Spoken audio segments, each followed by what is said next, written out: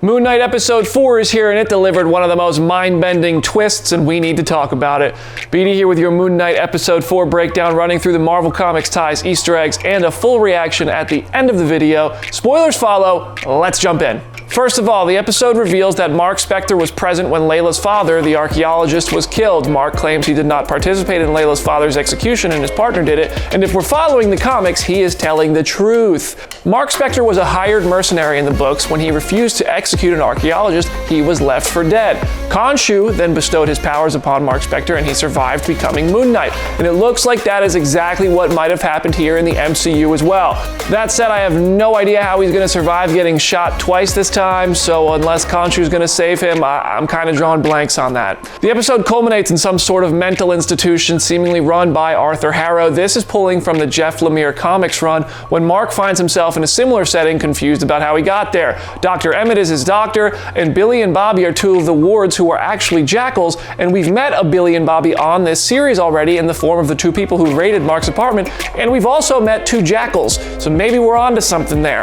We also see familiar faces in this setting like Layla, Donna from the gift shop, and Crawley, who we've only seen before painted gold in the series. There are also pieces of imagery from previous episodes, like a cupcake reminiscent of the cupcake van Mark and Steven had to escape in earlier in the show, and a goldfish in the bowl in front of them, which takes us back to Steven's one-finned friend from the premiere.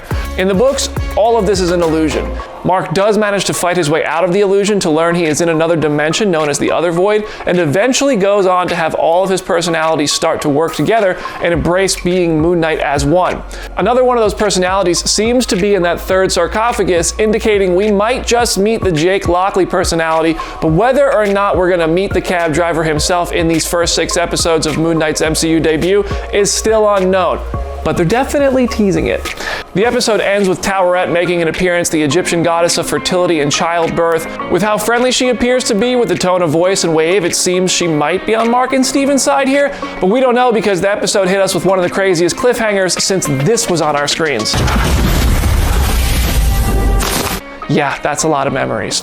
Reaction time. Overall, this is my favorite episode of the series so far. I love the tension building between Mark and Steven over Layla. I think that's a lot of fun. The tomb sequence was awesome, and I was actually surprised by how much implied violence and gore, and also explicit violence and gore, wasn't crazy, but it was there, that the Moon Knight actually had to offer while Layla and Steven were hiding. Layla's cliff sequence was really fun to watch and well shot, totally terrifying to imagine being in that position, and the end of the episode was such a trip that I can't help but applaud it. Overall, best episode yet. Shout out to Ethan Hawke for being one of Disney Plus's best villains for Marvel so far. What Easter eggs and references did you catch in Moon Knight Episode 4? Drop them in the comment section or send them my way on Twitter at BrandonDavisBD, and be sure to subscribe to our Phase Zero YouTube channel for more videos like this one. I'm BD, I'll see you there.